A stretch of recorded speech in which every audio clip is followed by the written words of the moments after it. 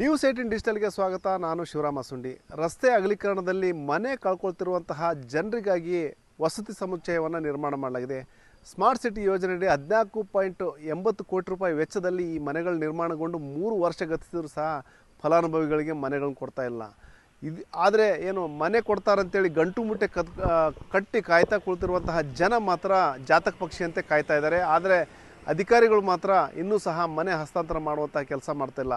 ಇದರಿಂದಾಗಿ ಆ ಜನರಿಗೆ ತೀವ್ರ ನಿರಾಸೆ ಆಗಿದೆ. ಯಾರು ಈ ಜನರು ಮತ್ತು ಏನಾಗ್ತಾ ಇದೆ ಅಂತೇಳಿ ನಾನು ಮುಂದೆ ಹೇಳ್ತಾ ಹೋಗ್ತೀನಿ. ಅದಕ್ಕೂ ಮುಂಚೆ ನ್ಯೂಸ್ 18 ಯೂಟ್ಯೂಬ್ ಚಾನಲ್ಗೆ ಸಬ್ಸ್ಕ್ರೈಬ್ ಮಾಡೋದನ್ನು ಮರಿಬೇಡಿ. ಜೊತೆಗೆ ಫೇಸ್ಬುಕ್ ಇರ್ಬೋದು, ಇನ್ಸ್ಟಾಗ್ರಾಮ್ ಪೇಜ್ನೂ ಸಹ ಫಾಲೋ ಮಾಡಿ ಅಂತ ಹೇಳ್ತಾ ಈಗೇನು ಮನೆಗಳ ಬಗ್ಗೆ ಹೇಳ್ತಾ ಇದ್ದೆ, ಇದು ಹೊಸೂರು ನಿವಾಸಿ ವೀರ ಮಾರುತಿ ನಗರ ನಿವಾಸಿಗಳ ಒಂದು ವ್ಯತ್ಯಯ ಅಂತಲೇ ಹೇಳ್ಬೋದು.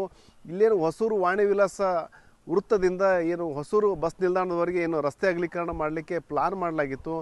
ಅಲ್ಲಿ ಏನು ವೀರ ಮಾರುತಿ ನಗರ ಇದೆ, ಆ ಒಂದು ವೀರ ಮಾರುತಿ ನಗರದ ಒಂದು ಏನು ಕೆಲವೊಂದು ಮನೆಗಳು ಡೆಮಾಲಿಷನ್ ಆಗ್ತಾ ಇದ್ದಾವೆ. ಆ ಹಿನ್ನೆಲೆಯಲ್ಲಿ ಸ್ಮಾರ್ಟ್ ಸಿಟಿ ಯೋಜನೆಯಡಿ ಈ ಒಂದು ಮನೆ ಯಾರು ಕಳ್ಕೊಳ್ತಾ ಇದ್ದಾರೆ ಅವ್ರಿಗಾಗಿಯೇ ಒಂದು ವಸತಿ ಸಮುಚ್ಚಯವನ್ನು ಹೊಸೂರಿನಲ್ಲಿ ನಿರ್ಮಾಣ ಮಾಡಲಾಗಿದೆ. G+4 ಅಂದರೆ ಗ್ರೌಂಡ್ ಫ್ಲೋರ್ ಜೊತೆಗೆ 4 ಫ್ಲೋರ್ಗಳನ್ನ ಇರುವಂತಹ ಒಂದು ಬೃಹತ್ ವಸತಿ ಸಮುಚ್ಚಯವನ್ನು ನಿರ್ಮಾಣ ಮಾಡಲಾಗಿದೆ. ಇಲ್ಲಿ 80 ಮನೆಗಳನ್ನ ಒಂದು ಏನು ವಸತಿ ರಹಿತರಿಗಾಗಿಯೇ ನಿರ್ಮಾಣ ಮಾಡಲಾಗಿದೆ. 14.80 ಕೋಟಿ ರೂಪಾಯಿ ವೆಚ್ಚದಲ್ಲಿ ಈ ಒಂದು ವಸತಿ ಸಮುಚ್ಚಯವನ್ನು ನಿರ್ಮಾಣ ಮಾಡಲಾಗಿದೆ. ಅಂದರೆ ಒಂದು ಸುಸಜ್ಜಿತವಾದ ಒಂದು ಕಟ್ಟಡವನ್ನು ಏನು ನಿರ್ಮಾಣ ಮಾಡಲಾಗಿದೆ. ಆದರೆ ಇಲ್ಲಿ ಕೆಲವೊಂದು ಸೌಲಭ್ಯಗಳನ್ನ ಕೊಡದೇ ಇರುವ ಪರಿಣಾಮವಾಗಿ ಇಲ್ಲಿ ಏನು ಯಾರು ಫಲಾನುಭವಿಗಳಿದ್ದಾರೆ ಅವರಿಗೆ ಇದುವರೆಗೂ ಸಹ ಮನೆಗಳನ್ನ ಹಸ್ತಾಂತರ ಮಾಡಲಿಕ್ಕಾಗಿಲ್ಲ. ಈಗಾಗಲೇ ಏನು ಲಾಟ್ರಿ ಮೂಲಕ 38 ಜನ ಫಲಾನುಭವಿಗಳನ್ನ ಈಗ ಸೆಲೆಕ್ಟ್ ಮಾಡಲಾಗಿದೆ ಮತ್ತು ಅವರಿಗೆ ಏನು ಮನೆ ನಂಬರನ್ನು ಸಹ ಕೊಡಲಾಗಿದೆ ಮತ್ತು ಉಳಿದ ಫಲಾನುಭವಿಗಳ ಮುಂದಿನ ಹಂತದಲ್ಲೂ ಸಹ ಆಯ್ಕೆ ಮಾಡಲಿಕ್ಕೆ ತೀರ್ಮಾನ ಮಾಡಲಾಗಿದೆ. ಆದರೆ ಏನು ಯಾರ್ಯಾರಿಗೆ ಈಗೇನು 38 ಜನರಿಗೆ ಏನು ಫಲಾನುಭವಿಗಳನ್ನ ಆಯ್ಕೆ ಮಾಡಲಾಗಿದೆ ಅವ್ರು ಯಾರಿಗೂ ಸಹ ಏನು ಬರೀ ಮನೆ ನಂಬರ್ ಕೊಟ್ಟಿದ್ದು ಬಿಟ್ಟರೆ ಯಾವುದೇ ರೀತಿಯ ಹಕ್ಕುಪತ್ರ ಕೊಟ್ಟಿಲ್ಲ ಮತ್ತು ಏನು ಅಲ್ಲಿ ಮನೆ ಚಾವಿನೂ ಸಹ ಕೊಟ್ಟಿಲ್ಲ. ಹೀಗಾಗಿ ಅವರೆಲ್ಲರೂ ಸಹ ಏನು ಕಳೆದ ವಿಜಯದಶಮಿಗೆ ಅಧಿಕಾರಿಗಳು ಹೇಳಿದ್ರು, ಸ್ಮಾರ್ಟ್ ಸಿಟಿ ಯೋಜನೆ ಅಧಿಕಾರಿಗಳಿರ್ಬೋದು ಮತ್ತು ಸ್ಥಳೀಯ ಜನಪ್ರತಿನಿಧಿಗಳು ಸಹ ಈಗೇನು ನೀವು ವಿಜಯದಶಮಿನ ಅಲ್ಲೇ ಹಬ್ಬ ಆಚರಣೆ ಮಾಡುವಂತೆ ಅನ್ನೋ ಒಂದು ಮಾತನ್ನು ಹೇಳಿದರು. ಅದೇ ಖುಷಿಯಲ್ಲಿ ಅವರಿದ್ದರು ಸಹ. ಆದರೆ ಅಂದರೆ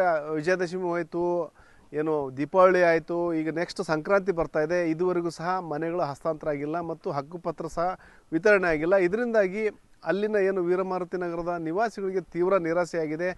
ಯಾಕಂದರೆ ಏನು ನಮಗೇನು ಹಬ್ಬದ ನಂತರ ಹಬ್ಬ ಕಥೆನೇ ಹೇಳ್ತಾ ಇದ್ದಾರೆ ಹೊರತಾಗಿ ನಮಗೆ ಇದುವರೆಗೂ ಸಹ ಹಕ್ಕುಪತ್ರ ಕೊಟ್ಟಿಲ್ಲ. ಜೊತೆಗೆ ಏನು ನಾವುಗೆ ಅಲ್ಲಿ ಇರಲಿಕ್ಕೆ ಅವಕಾಶ ಮಾಡಿಕೊಡ್ತಾ ಇಲ್ಲ. ಹಾಗಾಗಿ ನಾವೇನೆಂದರೆ ಇಲ್ಲೇನು ನಾವು ಇರೋ ಮನೆಗಳನ್ನ ಬಿಟ್ಕೊಡಲ್ಲ ಅನ್ನೋ ಒಂದು ಮಾತನ್ನು ಹೇಳ್ತಾ ಇದ್ದಾರೆ. ಇನ್ನೊಂದು ಸಮಸ್ಯೆ ಏನಂದರೆ ಅಲ್ಲೇನು ಮನೆಗಳು ಇವರಿಗಾಗಿ ನಿರ್ಮಾಣ ಮಾಡಿರೋದ್ರಿಂದಾಗಿ ಈಗಿರೋ ಏನು ಏರಿಯಾನ ಯಾರೂ ಸಹ ಡೆವಲಪ್ಮೆಂಟ್ ಮಾಡ್ತಾ ಇಲ್ಲ. ಅಂದರೆ ಈಗೇನು ಒಂದು ರೀತಿಯಲ್ಲಿ ಕನಿಷ್ಠ ಮೂಲಭೂತ ಸೌಕರ್ಯಗಳಿಂದ ವಂಚಿತ ಆಗಿ ಅಲ್ಲಿಯೇ ಜೀವನ ಮಾಡುವಂತಹ ಒಂದು ರೀತಿಯಲ್ಲಿ ನಿಕೃಷ್ಟ ಬದುಕುವಂತಹ ಪರಿಸ್ಥಿತಿ ಆ ವೀರಮಾರುತಿ ನಗರದ ನಿವಾಸಿಗಳದಾಗಿದೆ. ಈಗೇನು ಹೆಂಗಿದ್ರೂ ಸಹ ಮುಂದೆ ಡೆಮಾಲಿಷನ್ ಮಾಡೋ ಮನೆಗಳಾಗಿದ್ದಾವೆ. ಹಾಗಾಗಿ ಇಲ್ಲಿ ಯಾವುದೇ ರೀತಿಯ ಡೆವಲಪ್ಮೆಂಟ್ ಮಾಡೋಕ್ಕೆ ಬರಲ್ಲ ಅನ್ನೋ ಒಂದು ಮಾತನ್ನು ಹೇಳ್ತಾ ಇದ್ದಾರೆ. ಹೀಗಾಗಿ ಚರಂಡಿಯಿಂದ ಹಿಡಿದು ಶೌಚಾಲಯ, ಕುಡಿಯೋ ನೀರು ಎಲ್ಲದಕ್ಕೂ ಸಹ ಪರದಾಡುವಂಥ ಪರಿಸ್ಥಿತಿ ನಿರ್ಮಾಣವಾಗಿದೆ. ಯಾವುದೇ ಒಂದು ಅಭಿವೃದ್ಧಿ ಕೆಲಸಗಳು ಈ ಏರಿಯಾದಲ್ಲಿ ನಡೀತಾ ಇಲ್ಲ. ನೀವು ಹೇಗಿದ್ದರೂ ಅಲ್ಲಿಗೆ ಶಿಫ್ಟ್ ಆಗ್ತಾ ಇದ್ರಿ, ಇಲ್ಲಿ ಯಾಕೆ ಡೆವಲಪ್ಮೆಂಟ್ ಮಾಡ್ಬೇಕನ್ನೋ ಪ್ರಶ್ನೆ ಜನಪ್ರತಿನಿಧಿಗಳದಾಗಿದೆ ಮತ್ತು ಅಧಿಕಾರಿಗಳದಾಗಿದೆ. ಹೀಗಾಗಿ ಏನು ಅಲ್ಲಿ ನಮಗೆ ಮನೆಗಳಾದ ಕೊಡಿ, ಅಲ್ಲೇ ಅಟ್ಲೀಸ್ಟ್ ಇಲ್ಲಾಂದರೆ ಇಲ್ಲಿ ಈ ಏರಿಯಾನಾದರೂ ಡೆವಲಪ್ಮೆಂಟ್ ಮಾಡಿಕೊಡಿ, ನಾವು ಯಾವುದೇ ಕಾರಣಕ್ಕೂ ನಾವು ಅಲ್ಲಿ ಮನೆ ಶಿಫ್ಟ್ ಆಗೋವರೆಗೂ ಸಹ ಯಾವುದೇ ಕಾರಣಕ್ಕೂ ಈ ಮನೆ ಬಿಟ್ಟು ಹೋಗಲ್ಲ ಅನ್ನೋ ಒಂದು ಪಟ್ಟನ್ನು ಅಲ್ಲಿನ ಸ್ಥಳೀಯ ನಿವಾಸಿಗಳು ಹಿಡಿದಿದ್ದಾರೆ. ಇಲ್ಲಿ ಏನಂದರೆ ಈಗೇನು ವಸತಿ ಸಮುಚ್ಚಯ ನಿರ್ಮಾಣ ಆಗಿದೆ, ಅಲ್ಲಿ ಈಗೇನು 3 ವರ್ಷಗಳು ಗತಿಸಿದರೂ ಸಹ ಯಾರಿಗೂ ಹಸ್ತಾಂತರ ಮಾಡದೇ ಇರೋದ್ರಿಂದಾಗಿ ಕೆಲವೊಂದು ಕಡೆ ಕಿಟಕಿ ಒಡೆದಿದೆ, ಕೆಲವೊಂದು ಕಡೆ ಬಾಗಿಲುಗಳಿಗೆ ಡ್ಯಾಮೇಜ್ ಆಗಿದೆ ಮತ್ತು ಏನು ಸೋಲಾರ್ದು ವ್ಯವಸ್ಥೆನೂ ಸಹ ಮಾಡಿಲ್ಲ. ಸೋಲಾರ್ದೇನು ವಾಟರ್ ಗೀಸರ್ ವ್ಯವಸ್ಥೆ ಮಾಡಬೇಕು. ಅಲ್ಲೇನು ಯಾಕಂದರೆ ಸರ್ಕಾರದ ನಿಯಮದ ಪ್ರಕಾರ ಅವೆಲ್ಲವನ್ನು ಪಾಲನೆ ಮಾಡಬೇಕು. ಜೊತೆಗೆ ನೀರಿನ ನಳ ಸಂಪರ್ಕ ಕಲ್ಪಿಸಿಲ್ಲ. ಇನ್ನೊಂದು ಕಡೆ ಮೀಟ್ರ್ ಏನು ವ್ಯವಸ್ಥೆ ಮಾಡಬೇಕು. ಇಲ್ಲಿ ಮೀಟ್ರದ್ದೇನೆಂದರೆ ಫಲಾನುಭವಿಗಳು ನಾವು ದುಡ್ಡು ಕಟ್ಟಲ್ಲ, ನಮ್ಮ ಹತ್ರ ದುಡ್ಡಿಲ್ಲ ಅನ್ನೋ ಒಂದು ಮಾತನ್ನು ಹೇಳ್ತಾ ಇದ್ದಾರೆ. ಹಾಗಾಗಿ ಕೊನೆಗೆ ಈಗ ಏನು ಶಾಸಕ ಮಹೇಶ್ ತೆಂಗಿನಕಾಯಿ, ಸೆಂಟ್ರಲ್ ಕ್ಷೇತ್ರದ ಶಾಸಕ ಮಹೇಶ್ ತೆಂಗಿನಕಾಯಿ ಅವರು ಒಂದು ಮುತುವರ್ಜಿ ವಹಿಸುವ ಮೂಲಕ ಏನಂದರೆ ಅಲ್ಲಿನ ಏನು ಈ 80 ಮನೆಗಳಿಗೆ ಮೀಟ್ರ್ ಅಳವಡಿಸಲಿಕ್ಕೆ ಪಾಲಿಕೆಯಿಂದಲೇ 4 ಲಕ್ಷ ರೂಪಾಯಿ ಹಣದ ವ್ಯವಸ್ಥೆಯನ್ನು ಮಾಡಿದ್ದಾರೆ.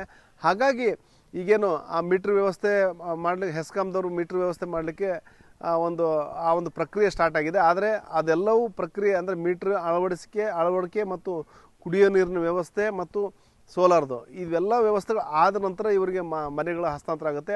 ಆದಷ್ಟು ಬೇಗ ಮನೆಗಳ ಹಸ್ತಾಂತರ ಮಾಡ್ತೇವೆ ಅನ್ನೋ ಒಂದು ಮಾತನ್ನು ಶಾಸಕರಾದಂಥ ಮಹೇಶ್ ತೆಂಗಿನಕಾಯಿ ಅವರು ಹೇಳಿದ್ದಾರೆ.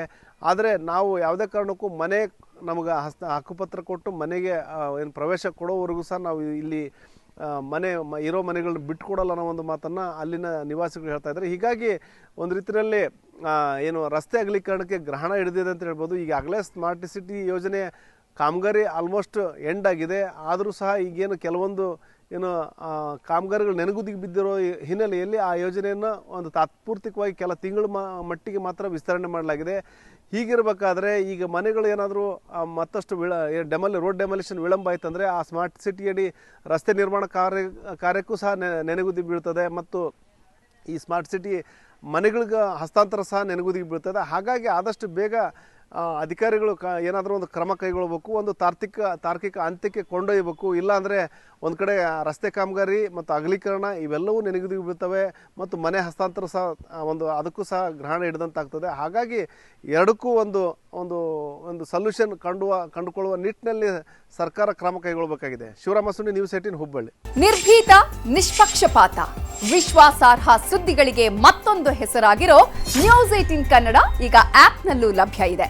ದಯವಿಟ್ಟು ಇಲ್ಲಿರೋ QR ಕೋಡ್ ಅನ್ನು ಸ್ಕ್ಯಾನ್ ಮಾಡಿಕೊಂಡು ಆಪ್ ಡೌನ್ಲೋಡ್ ಮಾಡೋದಕ್ಕೆ ಮರಿಬೇಡಿ.